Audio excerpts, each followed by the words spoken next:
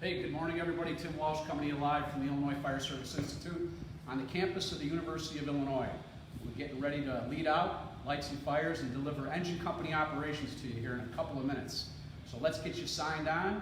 We're going to post the handout and the grease board behind me so that you can follow along with today's class and you can use it later in your trainings. So we'll give you a couple of minutes to get set up and we'll see you to begin and then.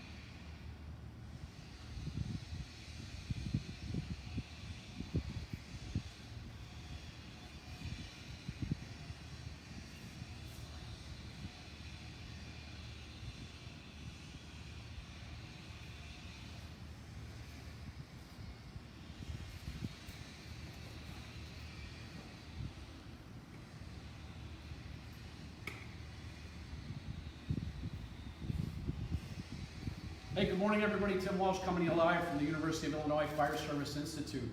Today we're going to be delivering engine company operations. We're going to be talking about all kinds of great stuff, and ultimately we'll be leading out this afternoon and putting out some fire, which is I know everybody wants to do. Hey, let me know where you're watching from. I already saw Piggyville, Streeter, Schaumburg, Henry Township, the Illinois Firefighters Association, and share this training live right now on your Facebook page so that we can get everybody the bang for their buck as we lead out here today. Also, make sure that you know that the handout and the grease board behind me are already in the comments section so you can follow along and use this in your training later today. Today I'm joined by Sammy Vega and Ron Smith, who are going to be the lead program coordinators for this class instruction today. Pay attention. They have good stuff for you to hear today. And as always, submit your questions in the comments section. We look forward to being part of your day for the next 50 minutes. Sam, Ron? Hey, good morning. Sammy Vega, Program Manager of the Engine Company Operations Program here at the Illinois Fire Service Institute. This is going to be an overview today of leading out that first due attack line. And what I have to say, what is probably the most important part of this is that good firefighting starts in the classroom, it's refined on the drill ground when we make mistakes, and it's executed to mastery on the fire ground. So with that here, an overview of engine company operations here at IFSI. We have a proud tradition that started in the late 90s with guys like Andy Fredericks, Rick Fritz, Dave Clark, Ray Palzinski, as it's moved on to other folks like Brad Bone and Bobby Heineck, Tom Schubert. I've now got the helm over the last year, and we're starting to refine the program based on the structure and the bones that they gave it. So as we start here, we want to make sure that we practice this fundamental rule. Like I said, it starts in the classroom, refined on the drill ground, executed on the fire ground, but we don't get the choice of what our attack package is, and that's very important. I can have any opinion that I want in the world, but if it's not backed by science or humility, and by the time I can make those decisions, it's going to be worth nothing. So some of these facts that we have on the board are proven facts and proven information that correlate to our work on the fire ground. So with that now, I'm going to go ahead and introduce Ron Smith. Hey everybody, Ron Smith. We're going to talk about different types of nozzles. I know that you don't have the ability to spec the nozzles as a firefighter, but once you familiarize yourself with these nozzles, once you become a decision maker, you can make that decision. We're going to talk a little bit about fixed gallon nozzles. We're going to talk a little bit about smoothbore nozzles. Well, there's some automatics here, some select gallon nozzles, and some other things that, especially nozzles that the different manufacturers make. So we're going to talk a little bit about the flows. We have a 7/8 tip, pumped correctly, is flowing 160 gallons a minute at 60 pounds of nozzle reaction. That nozzle reaction is going to be the big deciding factor. If we have a 100 psi fog nozzle, automatic, typically that's going to have a much higher nozzle reaction, and it's going to be hard for us to hold on to it or to move it. And everyone knows, if you've been following along with the UL studies, we all know that flowing and moving is a game changer.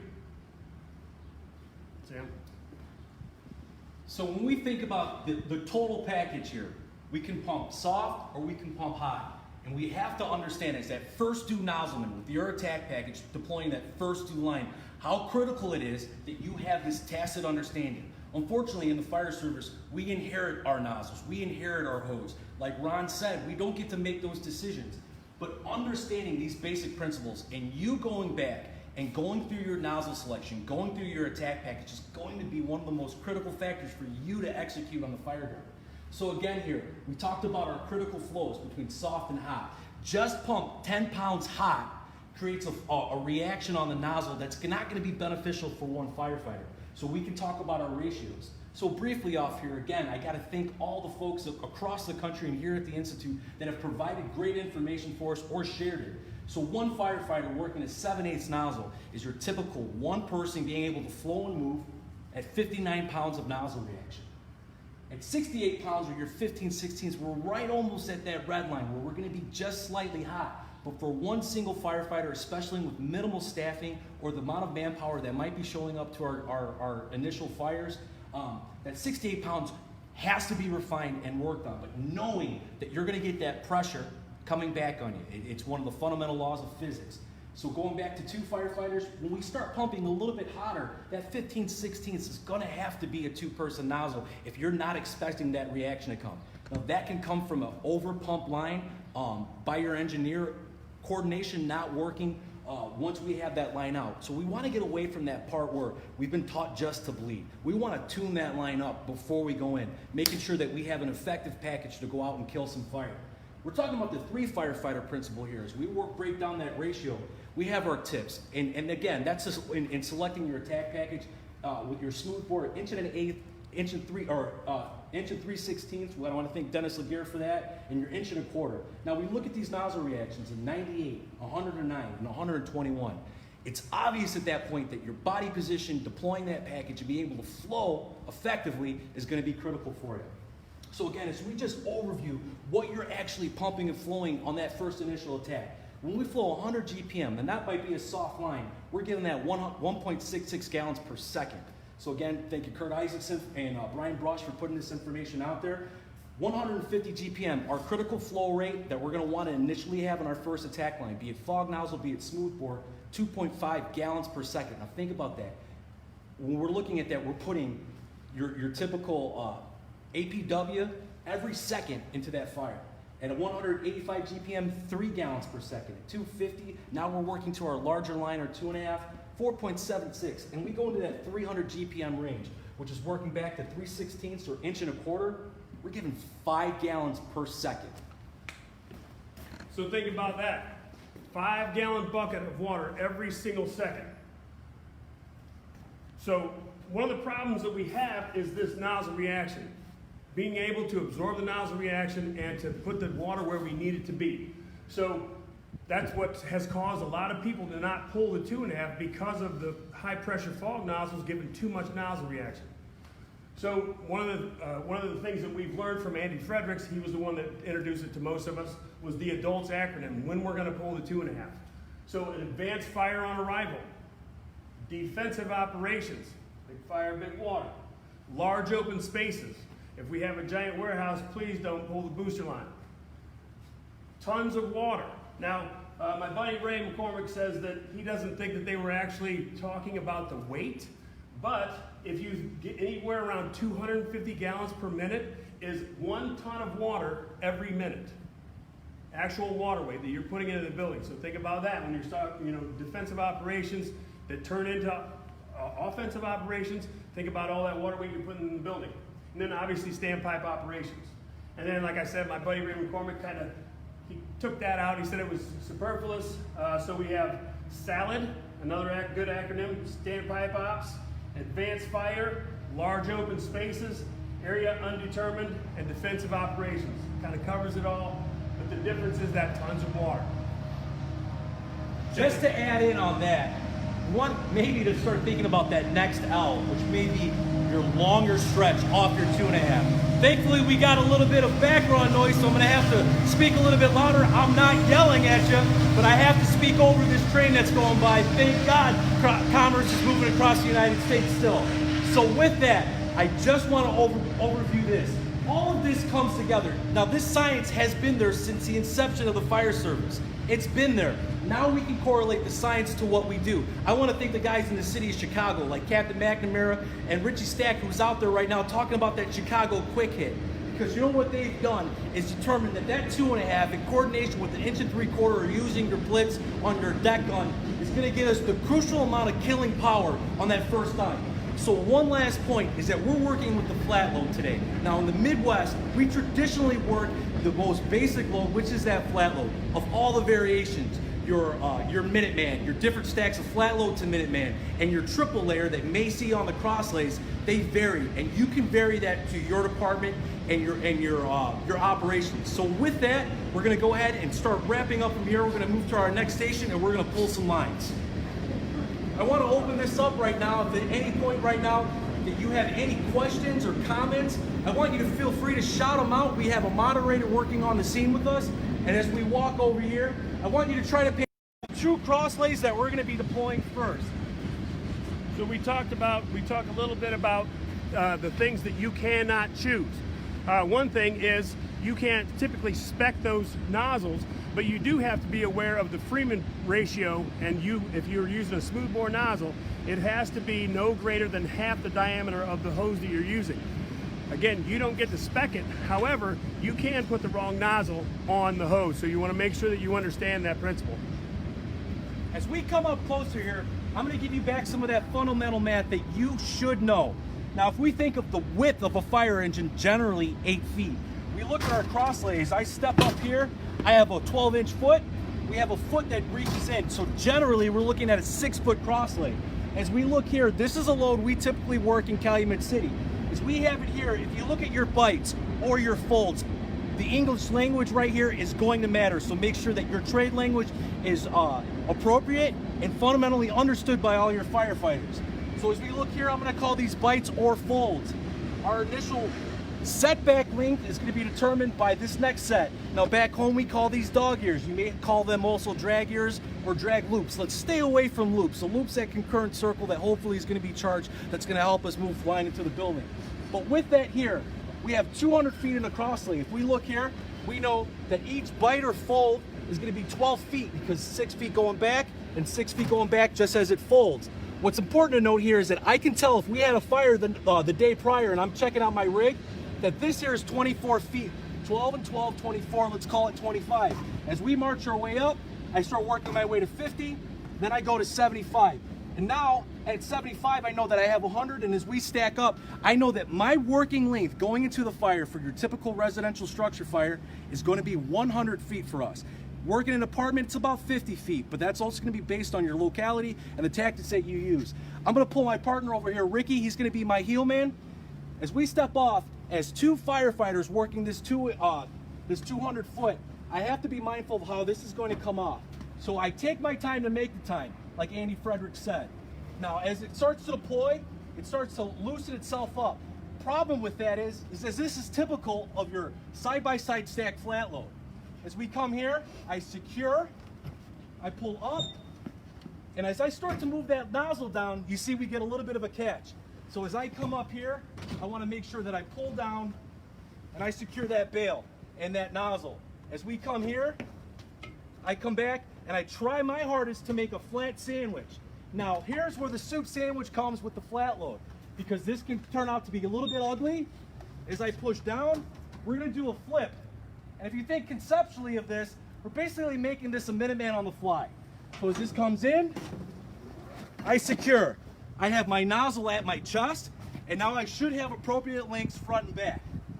As Ricky comes off, he's going to grab these next two dog ears, and it's going to work in tandem together. I have to be mindful to take a look backwards to Ricky and make sure that he's clearing that bed. Also remember, it's important for that engineer to make sure that they clear that bed for us. So as we step off, I'm going to line up. I know that we're now clear and ready to charge. But with this shorter setback, as I work up, I want to come up to the door. And basically, we're doing a reverse lay. As I lay my bundle on the ground, I try to organize and place back. As I know I've identified my nozzle, as I come back, hopefully, I'm not going to have anybody pin me out on the fire ground and take my nozzle with me, because I'm the first firefighter here. We've marked on our lines here our midpoints. So I know if I pull back at my midpoints, I start shaking my sheets. As I work back, I see my 50-foot coupling, and I find my 100-foot coupling. As those move up with me, my heel is going to take that setback length and work it back behind me. At this point here, I'm going to call for water, and we're going to have it sent to us. But if you looked at on the ground, we were able to reverse back on a short setback to give us a great length in a short space. I'm going to kick this over to Ron, and he's going to show you another variation of the flat load. All right, everybody, so same thing, 3-person engine. Our officer's gonna take off on a 360, so I'm gonna deploy the entire load by myself. So come back over to the engine with me. I'm going to shoulder the entire load. I don't have the option that Sammy had with a heel person, so I'm going to do this all myself. Same basic principle. I'm going to pull the hose off. It's hanging up just a little bit. They packed it pretty tight. I'm going to pull this all down. Make sure I control my nozzle. I'll get flipping onto my shoulder. So now I can either turn around and pull this, but it is most certainly the job of the chauffeur to make sure that that cross lay is cleared before he charges it. So I'm going to walk out. I'm going to do a little bit of a loop. Once I get to where I'm approximately 30 feet away from the door, I'm going to drop this and then flake it forward. So, got that. I've got my clearly marked coupling, and I can flake it towards the door. Right about now, I can call for water. I want to stay back, because once this is charged, it's going to push forward. Now I'm going to be in the way of the truck, and they're going to have a problem forcing the door. I'm going to kneel on it, call for water, mask up. By that time, it should be flowing. All set from my engineer. I'm going to make the push. Sammy? All right, gang. So we reviewed some information. We've talked about this flat load. I want to hit this point. As we reload, don't mess up the next crew. Stay diligent in how we stack and how we reload those cross lays, especially working off the back. Now, at this point, we're gonna do a lay off the back. So depending on where you're from, the great state of Chicago, you may call it leading out. On the East Coast, maybe New York, you call it making a stretch. Out West, they call it a bunch of cool stuff. So, we have Ricky here.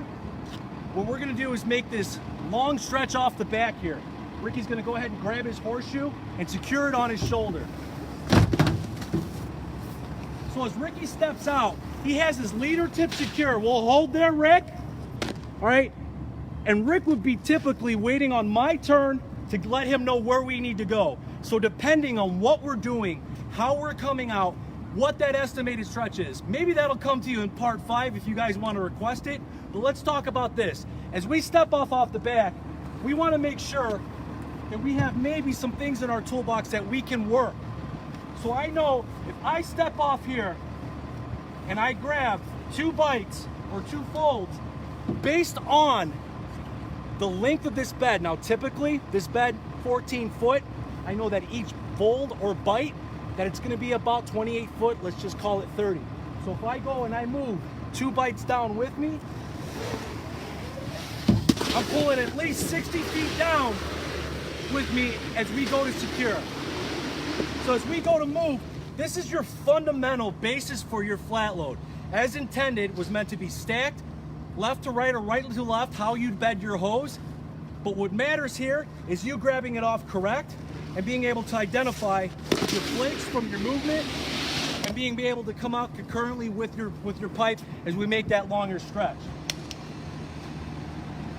Another variation of this, again, it's taking that time to make the time, is to come back and stack your bites. So as we come back and we stack our bites, I'm coming here as that single firefighter. As I put these bites together, as I step off, I know that I grabbed 2. That was that 30 feet. I've got that 50-foot length behind me. That next up firefighter can grab those bites and stack them and move concurrently with me, keeping a 10-foot spacing. We'll hold off on that, Rick. You're gonna go ahead and take a stand right here at the end. So if we pull, go ahead, we'll disconnect. Disconnect here. Yep.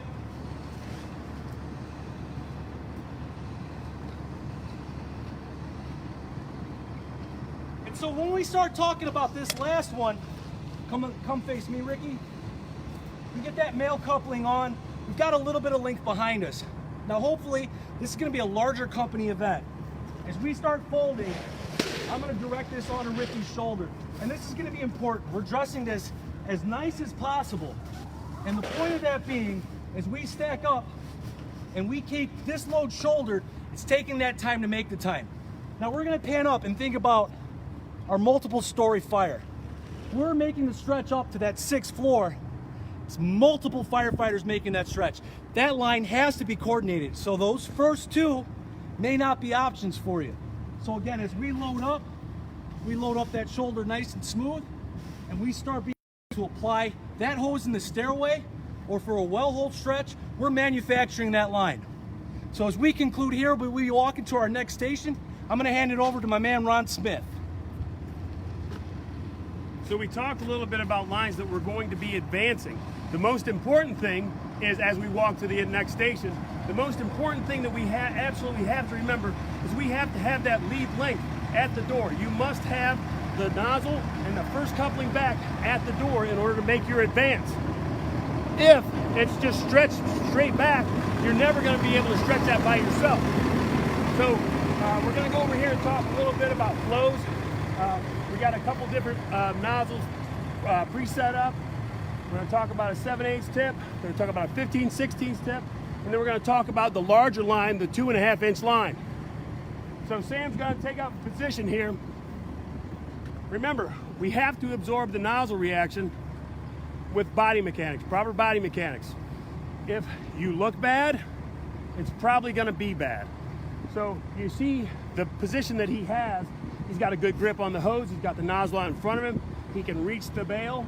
He's got his elbow tucked in. He's got his elbow tucked into his knee. So all of the energy is going to go down.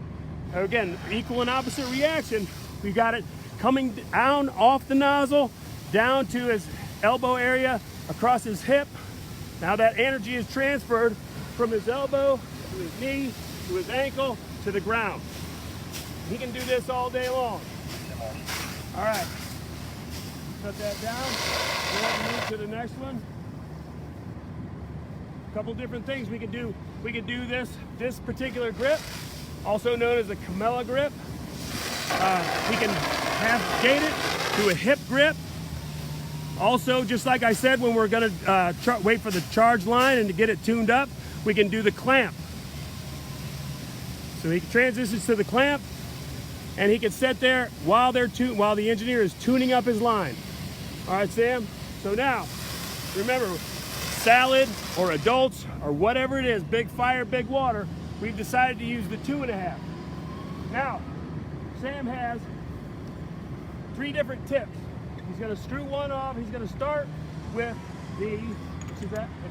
Inch and an eighth tip.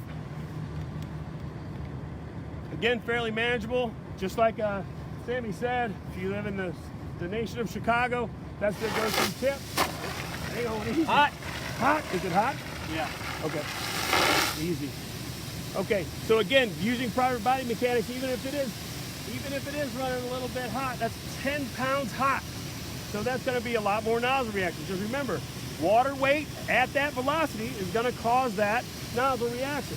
But as you can see, Sam can hold that by himself. We can make a defensive stand in the front yard by ourselves. As other people are showing up, we get a little bit more manpower, we can do some other things. All right? All right, so he's going to screw off that tip, go to the next 1 3/16. Thanks again, Dennis Laguerre. So we're properly pumped. We have 300 gallons a minute, 5 gallons per second. That is going to knock some fire out. So again, just like Sam said, if you want further information, please request it. We'll do some more online, some live training, and we'll talk about advancing. We'll talk about water application, all those things that we're not going to talk about today. All right, very good. All right. So now he's going to transition to the 1 1/4 tip. We're going to be properly pumped. We're going to be over 300 gallons a minute. Again, this with if we do have some problems with some kinks, even if flowing at 40 psi, we're going to have a lot of water. We're still going to be over that ton of water. All right, Sam. Very good. So again, easily manageable with proper body mechanics and a proper stance. All right, Sam, go ahead. I'm going to pass this over to Timmy Walsh. Hey everybody, we appreciate you joining us now. Now we're going to put out some fire. We're going to demonstrate the attack packages that Sammy and Ron went over, and we're going to show them to you live in both the single family and the taxpayer. So I'm going to talk a few minutes about making sure that you test your nozzles and test your hose at home, right? We're lucky here that all our partners that work with the Illinois Fire Service Institute have provided equipment for us to demonstrate for you today. Bulldog hose, Key hose, Akron nozzles, Elkhart nozzles, TFT and Alexis fire equipment, including Hoopston, who their new rig is here now and we're demoing off of. They all made sure that we had the right equipment so that we could show you what's available. You have to make those decisions in your town where you work based upon your manpower or personal power and the buildings that you go to fires to make sure that you can operate effectively on the fire ground. So what we're telling you here today is a basic glossary. You and your chief officers and your company officers and firefighters all need to get together and make decisions about how you're going to operate on the fire ground based upon the studies that UL has done. Remember, water on the fire is key. Quick water on the fire is key, and operating from tank before you get a positive source will be the most benefit for any citizens that are inside the building. And that's who we're there for. We're here for the citizens, and we're here for each other. So Sammy's ready to go, and we're going to put out some fire now. Sam?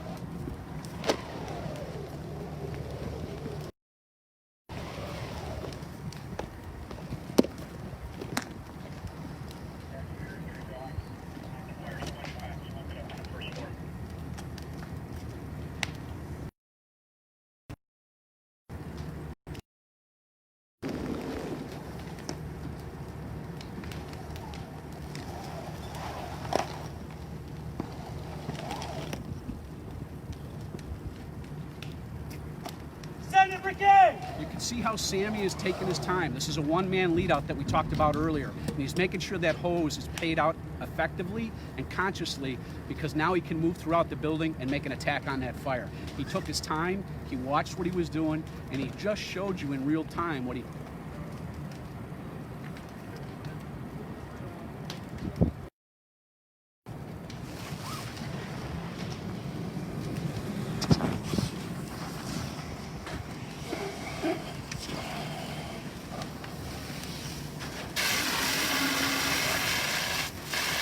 Now you can see how Sam is working that nozzle. He's going into the threshold first, then into the top of the based on mapping studies that UL has done. You have to have effective nozzle pressure, but you have to have effective nozzle technique too, and Sam's demonstrating that now. You have to have the whole package, and the only way to do that is to train. You have to train on what you're doing, and you have to flow water in a building. You can't on the fire ground, in the street, and be effective inside a building. You got to get inside, and it's got to be under real fire conditions.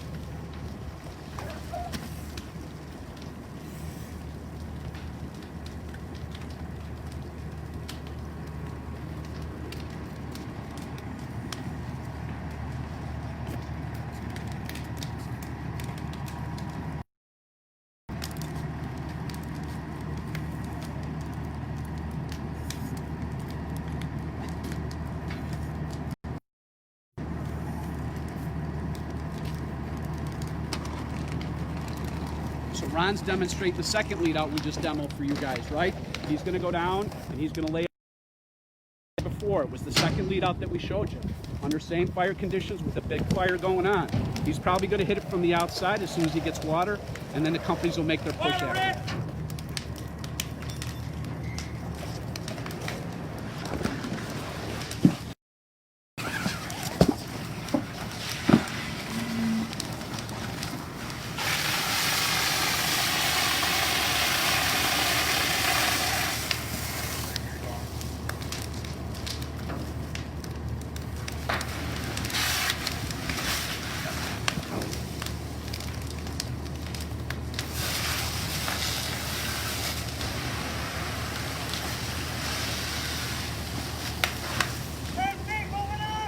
You can see that Sammy's making a conscious effort not to outrun his water right now.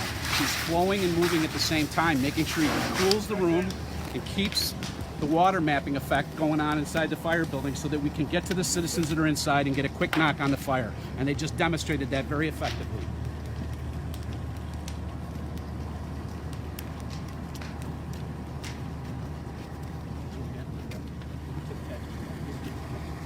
So now what we're going to demonstrate for you guys is a quick knock on the taxpayer.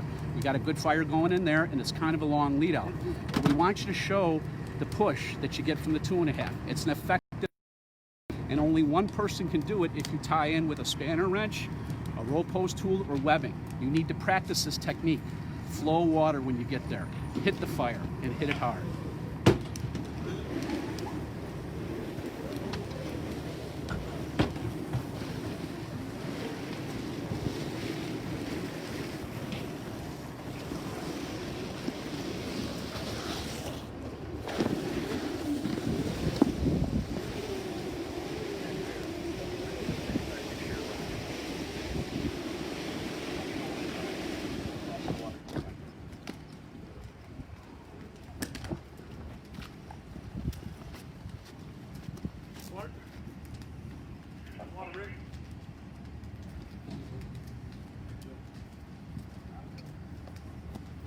So you can see what Sam and Ron are doing now, right? They've made a determination that the fire is beyond an 1 3/4 attack. So they're breaking that 1 1/4 shutoff pipe to give it a quick hit with the 2.5, but they still have the 1 3/4 with them, which allows them mobility in the building after the majority of the fire is knocked. They'll call for water shortly. Actually, I'm going to call for it. I'm going to step off camera. Send the water!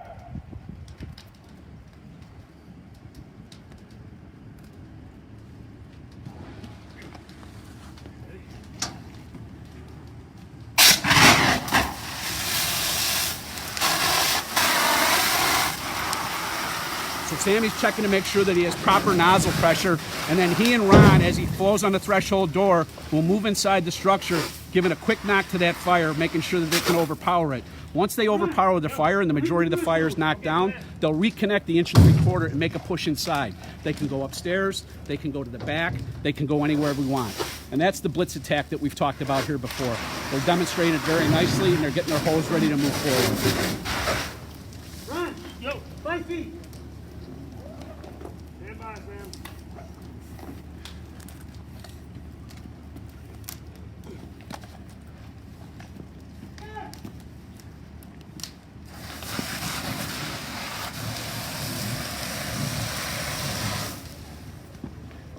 Good. So what they're doing here, guys, is they're letting the 2.5 do the work for them. They only went 10 feet into the building and knocked down a majority of fire in a 50 by 50 building, utilizing the reach and penetration of a 2.5-inch hose and an 1 1/4 shutoff pipe. Right? Now they can reattach the 1 1/4 shutoff pipe with the 1 3/4 and move inside the building to kind of tidy up as we go. We're gonna get Sammy ungeared here, get his face piece off, let him get a quick blow for about 30 seconds, and then we're gonna tidy up for you guys. If you haven't submitted any questions yet, it's because Ron and Sammy have been doing such a good job. We've been moving from technique to technique, from station to station for about 45 minutes now, and I think that they're, you know, you don't see too many instructors do 5 lead outs or 6 lead outs in a 45-minute segment. We wanna make sure that our training here reflects what we do on the real fire ground. And we want to show you that. So you can have all the talks that you want on the grease board with nozzle pressure and flowing until you're actually flowing nozzles and making a push inside a fire building. That's where you get the experience from. That's where you get the knowledge. And you can hear Sammy talking out loud, communicating with his heel man. The heel man's got the toughest job on the fire ground. He or she is going back and forth, making sure that that pipe person has enough hose to make the push to wherever they need to go. So let me get Ron and Sammy ungeared here, and we'll talk about tidying up for the day. We're going to talk about what we showed you, what we told you, and how we covered it. Sam? Hey, I hope you picked something up.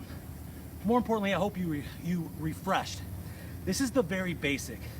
As you saw, it came out, that double stack flat load can be sloppy, but it can be put out and deployed effectively in the best manner to kill a large body of fire. I want to plug this really quick. Keep an eye on what we're developing for Cornerstone, building the attack package. I want to thank Ricky Madsen. I want to also talk about really quick the long stretch, long lead outs, long stretch as I like to call it. Kirk Gloucester, we're also developing another Cornerstone program. So excuse me, I'm a little out of breath. That was a good time, but you know what? Hard work gives good results. So again, one last shout out to the COVID Academy 2020. You guys are some of the best in the biz. I wish you nothing but success and go out there and get after it and kill some fire. To all the folks that support from up top to the office, to everyone on the grounds, our basic instructors are the best. The grounds here are second to none. The Midwest, we have this on lock. So I want to just make sure I reinforce this point. Starts in the class, refined on the drill ground, executed masterfully at your fire on your fire ground operations. So with that, hey, let's spread love, all right, and probably hold off on the hugs. It's a COVID world. Hey, I'd like to thank Sammy and Ron for delivering a great engine operations class today. I also want to thank our partners that delivered for us today: Elkhart Brass, Akron Brass, TFT Nozzles, Key Fire Hose, Bulldog Fire Hose, Alexis Fire Equipment, and the Hoopston Fire Department that allowed us to pump their engine today before they even pushed it back into their quarters. Hey, we can't thank the fire service across the country enough for what you've been doing, for what you've done, and what you continue to do. We have your back down here. Keep doing it.